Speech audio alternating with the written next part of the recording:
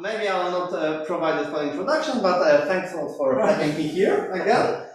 So we will be speaking about integer linear programming, obviously, and in particular feasibility of integer linear programs of the following form. So I've got a vector of variables that should be integral and non-negative, and they're constrained by some system of equations. Just Ax equal to b, where A is a matrix and b is a vector. Yeah. So given such a ILP feasibility problem, there are several natural parameters that you can consider. There are multiple of them, like structural parameters, but the first that comes to your mind is, of course, something that we already have seen today: the number of variables in such a system. The second is the number of constraints, so the rows of this matrix. And the third one that seems natural is that maximum absolute value of a coefficient. Yeah. So today morning we have seen stuff about the parameterization by the number of variables. This talk will not be about this. This talk will be about the parameterization by the number of constraints, and then it is natural also to parameterize by the maximum coefficient in the constraint matrix. Yeah?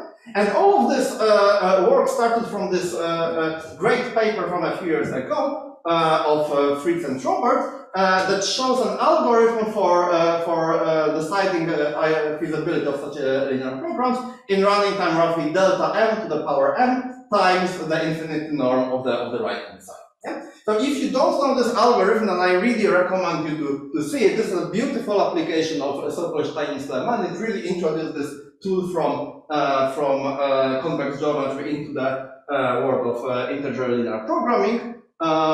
It is now a basic technique there.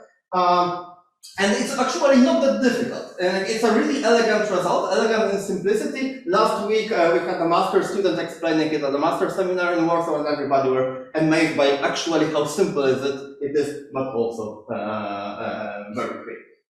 So a few things here about this running time. So of course you could argue that this is not really great, because if on the right hand side I've got 1 million, then the algorithm will actually do 1 million iterations. But it was later shown that you can actually replace the infinite norm of the right hand side by its logarithm.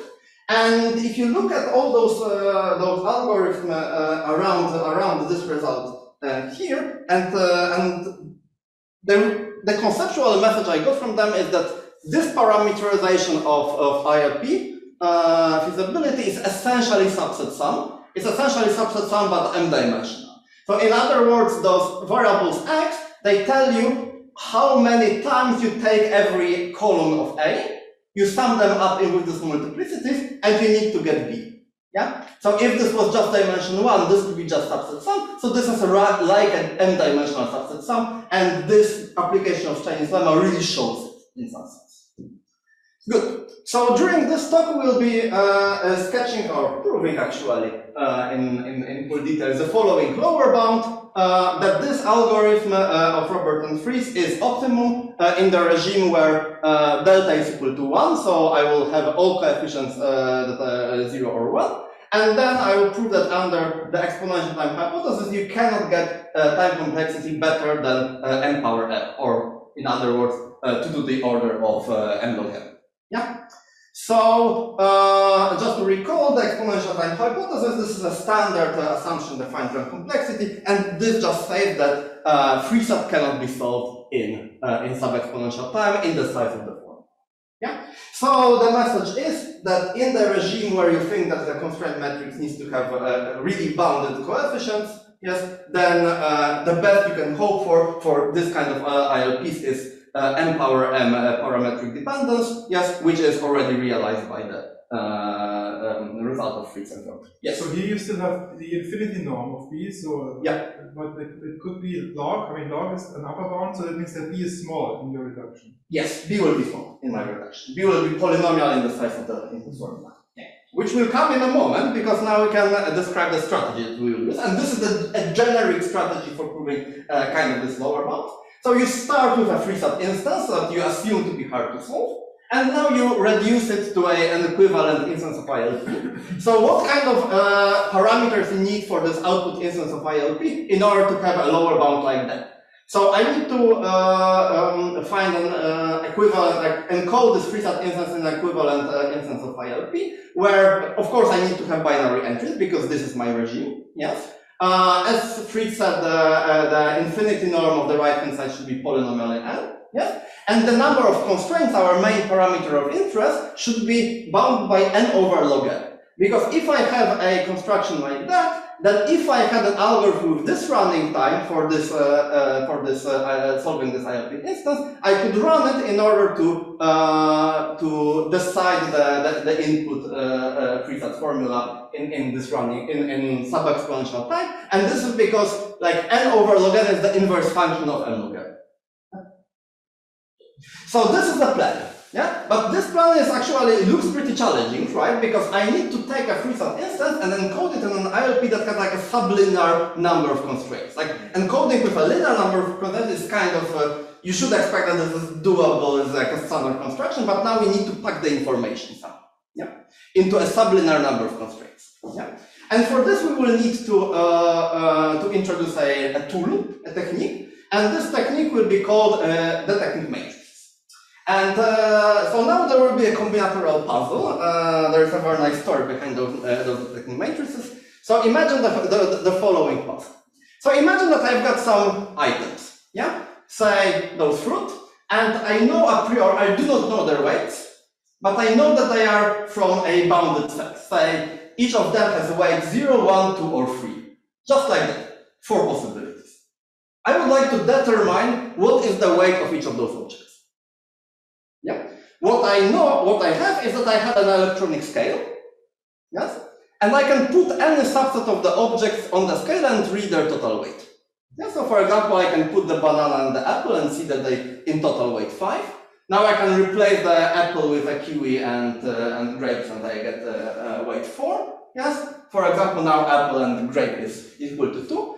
And the question is, how many weights you need in order to determine the total weight of the objects. Yeah. So if you did not have this property, yeah, then this is like a linear algebra problem. Yes, the rank is so and so, and therefore you should need as many weighings as the number of objects. But the fact that we have a constraint on how the weights are constrained, this will give us some kind of image. Yeah. So yes, this is the question. So how many weighings do I need to determine the weight of every object? So trivially, I can do it with m weighings. Yes, I just put objects one by one, reading their weights. Yeah. So can we do better? So let's think about limitations. What is an information theoretic lower bound on them? So there are 4 to the n possible weight functions, right? Because every object can have 4 possible weights. Yes. So I can encode the weight function with 2m bits of information, right? And whenever I'm doing a weighing, it gives me a number between 0 and like 4m or 3m round. Yeah. So this gives me roughly log m bits of information, right? So in order to be able to distinguish using so many weighings all the possible weight functions, I need at least m over log m weights, right? So is it achievable? Actually, it is. So there exists a scheme for those weighings. It will be called the technique matrices in a moment. Yes, that is able to determine all the weights of all the items using only m over log m weights. And this will be the main tool that we'll use in the reduction. Yeah. So in general, I was using weights 1, 2, 3, 0, 1, 2, 3. But you can all, of course, think about 0, 1, 2 up to d. Yes. And then the number of weighings will be roughly m over log dm, yeah, which is what you expect by the information theoretic lower bound. So we will in a moment show a probabilistic sketch of an argument why this is possible. Yes. However, there are many deterministic constructions of such schemes for weights, and most of them actually are non-adaptable. So in the story that I told you, it would be possible that based on what I got from the first weighing, the result, I decide what I will do, what I will put next on the scale. Yeah. However, in the construction that we will use, it will just give me a predetermined set of subsets, a family of subsets of what objects I should put on the weight. and I will just put those objects on the weight, read the numbers, and from the numbers, from the outcomes, I will be able to uniquely deduce the weight of the items. Yeah. So this is what I call by non-adaptiveness. So this will be a pretty technical slide. You don't need to understand all the details. I just wanted to show you sort of a sketch of a probabilistic construction. So why such small sublinear number of weights is enough to determine the weights of all the objects, right? So imagine that we will consider different weight functions. I will denote them by fg and so on and so on. And imagine that I draw a subset of items at random and I put them on weights. Yes. So for example, if I have two weight functions that are different, yes, I claim that a random subset distinguishes them with probability at least half. Or in other words, it happens that they have exactly this subsets have exactly the same weight in both weight functions. It's at most half. Yeah. So I will also say that x distinguishes f from g. Yeah. If f of x is not equal to f of g. Yeah? And the reason for that is pretty easy. You can, if I have some index I and item I where they actually differ, yes, then if I take a subset, yes, and I flip the belonging to x, then at most for one of those two subsets, the original one and the one who flipped, I have the equality. Yeah. So if I pair all the subsets like that in pairs, in every pair, at most one of them will have this.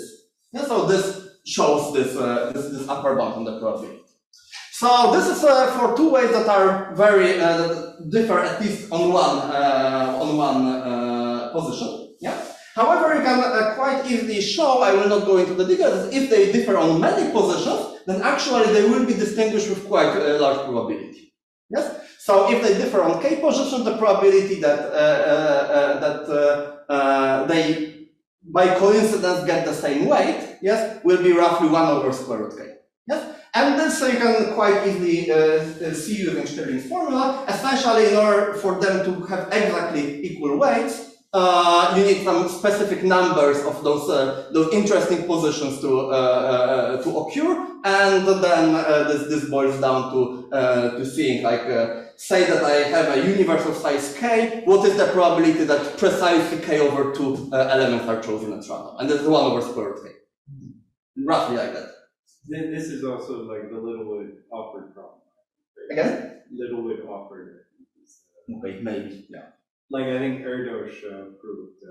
Erdos probably proves a lot. Yeah. Good. So this observation suggests differentiating pairs of weight functions that are distant. They differ on many positions, more than square root m, from those that are close. Yeah. And now you can see that there are many, well, at most 8 to the m distant pairs, because this is the total number of pairs. And the close ones can be bundled into a sub-exponential number of bundles of close pairs, where a bundle of close pairs are bundled by exactly where they differ, yes, and what exactly happens in those positions. And now it's not hard to prove using these two observations that if I take a random x, then it distinguishes all but 1 over poly m fraction of the distant pairs, yes, and at least half of all the bundles of close pairs. Yeah. So this means that those distant pairs, and for them I have many of them, they are being distinguished at a higher rate if I just pick at random subsets to my file. Yeah. So then I need that many sets picked at random in order to guarantee that I distinguish all the pairs of weight functions.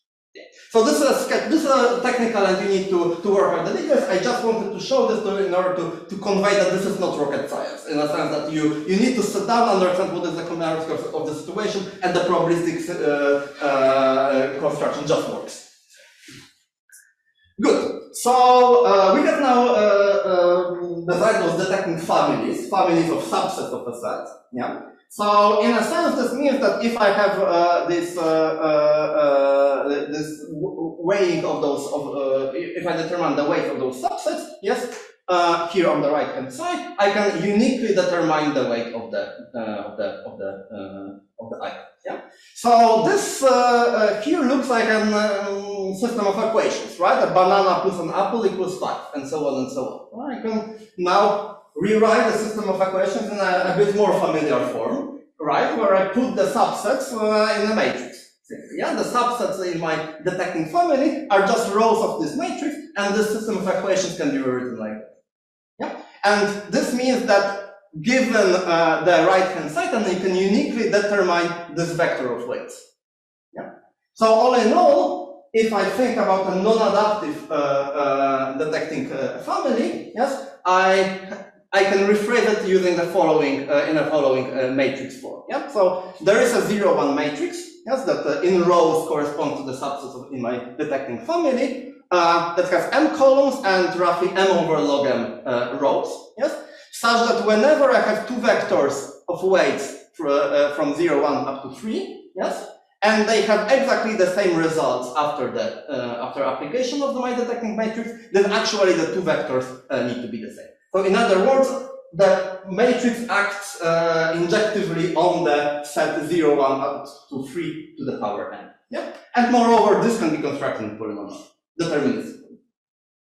Good. Where's the 3 coming into play? So it could be any d here, yeah, but 3 is actually the constant that I will need in the construction. But then the d would be show up in the constant. It does show up in the yeah. If here was d, then this would be log base d. Okay. Good. So then the strategy for a lower bound construction is kind of natural now. Yeah. So I take an instance of free set, say of size n. Yes. I construct, I encode it using some ILP with roughly order of n rows and columns. Like it will be a natural construction of just encoding free set through an ILP. And now what I can do, I can apply the detecting matrix to both sides of this.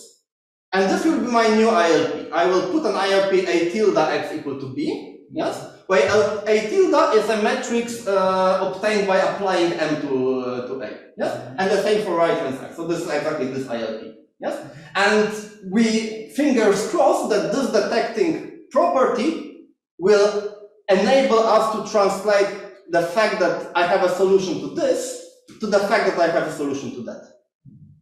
Yeah, and in this way I compressed the constraints of this ILP into their sort of linear combinations in this ILP. So that's the idea. Good. So let's do it. So let's encode free set as an ILP. So I said that we will start with an instance of free set. I lied a bit. We'll start with an instance of free set. So this is a variant of free set where every clause contains 3 different variables, and every variable is there at exactly 3 times.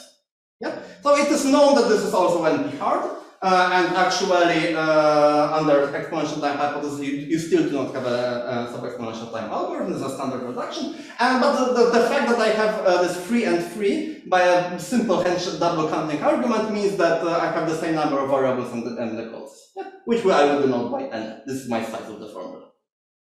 So that's a standard trick. Yeah. So now I'm encoding. So say for every variable a of my free set, I put 2 variables of ILP, xa and xa bar. Yes. They should sum up to 1. So exactly 1 should be 0 and exactly 1 should be 1. Yes. And now I can encode the clauses, each clause using 2 constraints in the following way. So I put 2 slack variables yc and zc. Yes. So these two, this constraint says that yc is at most 2. Yes. So now this constraint means that in order for this to be satisfied, and yc being 0, 1, or 2, yes, I need to have at least one of them equal to 1. Yeah. So this is just a straightforward way of encoding free set in our language. Yeah. So good. So in this way, from a free set formula, we obtained an equivalent ILP, an equivalent in terms of feasibility, yes, of the form that we wanted. Yes, and my matrix is a 0, 1 matrix. This is what I wanted. And it will have roughly 3 n rows because I have 3 n constraints. 1 constraint per each variable and 2 constraints per each clause. Yes, and 4 n columns because I have 4 n variables. 2 per each variable and 2 per each clause. Good. So, and observe that the right-hand side of this, it has only 1, 2s, and 3s. Yes, this will be important for detection properties. Okay, so now let's try to execute our strategy. Yeah. So yes. Where was it particularly important that you have the 3-3 structure? This will happen in 2 slides. Ah, yeah. It will be important at some point when we will analyze the properties of what we get. Okay, so imagine that now that we would like to implement our strategy, so I'm taking a detecting matrix, so say 3 n columns and roughly n over log n rows, and I would like to apply it to both hand sides of my ILP. Yeah, so I'm looking at my my new ILP p tilde obtained by applying m to both sides. Yeah. So what I need is that this reduction applying m to both sides preserves feasibility. Yeah, if I'm having that, then I will be happy. Yeah. So one implication is obvious. Yes, if I have a feasible solution to the old program, of course it is also feasible for the new program because I just apply the matrix to both hand sides of the system of equations. So we need to have the second implication, right? So suppose then that I have a solution to my new program p tilde, so a non-negative integral vector of vector x, such that I've got this equality. Yeah, max is equal to mb, right? So now we would like to apply this detection property, so that mu is equal to mv implies that u is equal to v to the vectors ax and b, right? This we would like to do, yeah, because this is what detection does. Yeah, but for this we need to have some properties satisfied. Yeah, I need to have that both u and v have only small coefficients, 0, 1, 2, or 3. Yeah. So we do have this for b, yes, because the right-hand side of our system of equation contains only 1, 2s, and 3s. But why should it happen for ax, right? X is any solution to our program. Yes. So we have a problem, right? We do not have the constraint, the prerequisites of the detection matrix of this slide. Yeah. So I could cheat here the reduction by taking a completely off solution of the new program, yes, where the detection cannot be applied. So that's a problem. Yeah? And you can solve the problem by digging in the literature and finding a better detecting matrix. So this is a construction of Cantor and Mills.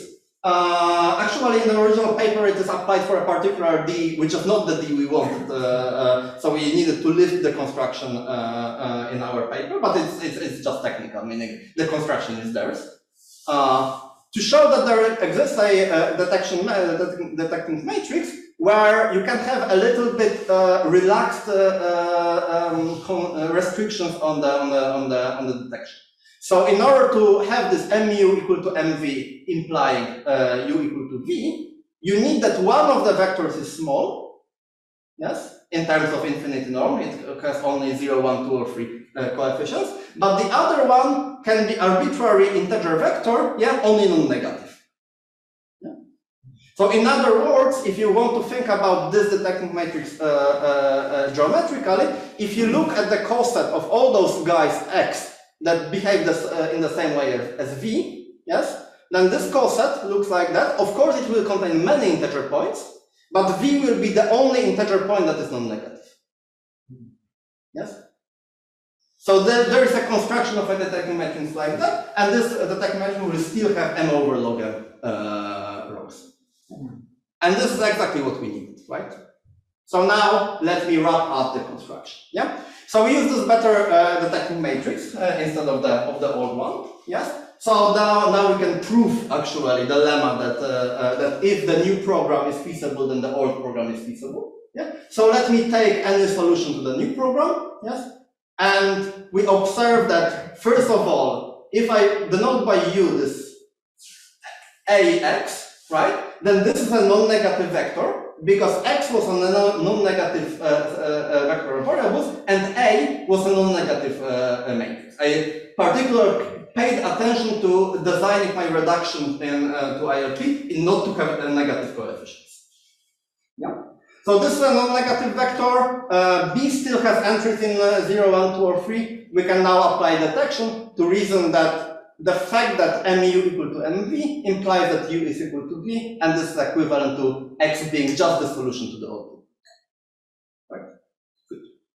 Yeah. So let me check the properties that we actually wanted from our reduction. So first of all, so we have this new constraint matrix A tilde, yes, which was obtained by taking A and applying M, right, left-hand side to it, yeah. And because M was a detecting matrix having only n over log n constraints, rows, then this A tilde will also have only n over log n rows, yes. And this is what we want. But we also wanted that A tilde has small coefficients, yeah, because recall that we were working in the regime where I wanted to end up with a binary matrix. Yes, A has binary coefficients, but Y applying a detecting matrix to it still would yield something with bounded coefficients.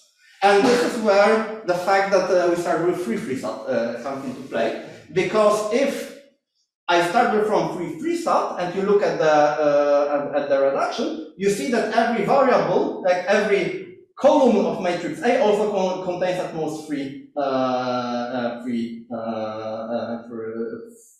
ones, because every variable was contained in at most three clauses. Actually, probably four, because there's also the constraint for the variable itself. So probably four. Sorry for that. Yeah. So this follows from starting from free sum. Wait a minute. But isn't that just a property of the rows, though? Like no. So M can have arbitrary subsets in the rows. Yeah. So it's just a 0, 1 matrix, and now you multiply a row of M by a column of U of A. And the column has at most three ones. Yes, the column has at most 3 ones. But why is it then at most 1? This I didn't get. No, it's not. It's at most 3. Okay. So A tilde will have coefficients in 0, 1, 2, or 3. Yes, and this is what I will not show. You can easily get rid of this. You need some post processing to you have a matrix, an ILP with coefficients 0, 1, 2, or 3, and you can easily, by blowing up the number of constraints by factor 2 or 3, reduce it to an ILP with only 0, 1 coefficients. So this is a post processing that you need to apply. I will not show it. This is easy. Yeah.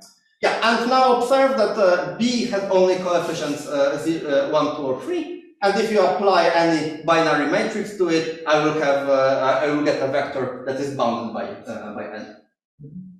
And that's it. That's the whole proof. So I showed you the proof of the whole theorem, maybe without details of the construction of the detective matrix. So let me finish with one open problem. So if you look at the paper of Fritz and Troppert, actually this result that we were proving tightness of is like a baby example in their paper. What they were really interested in was a more general variant of ILPs where you also have upper bounds and variables. And for that kind of ILPs, they also got an algorithm, and this is a fairly more complicated one. And the running time is roughly delta m, but to the power m squared. Yeah. So I do not know. Our lower bound, of course, applies to this and shows that you cannot get better than 2 to the m log m. Yes, in the regime where delta is a constant. Yeah, but still there is a gap between 2 to the power m log m and 2 to the power m squared log m. Yeah.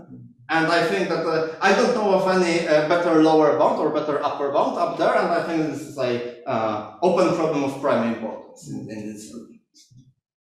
Thanks. Thank you very much.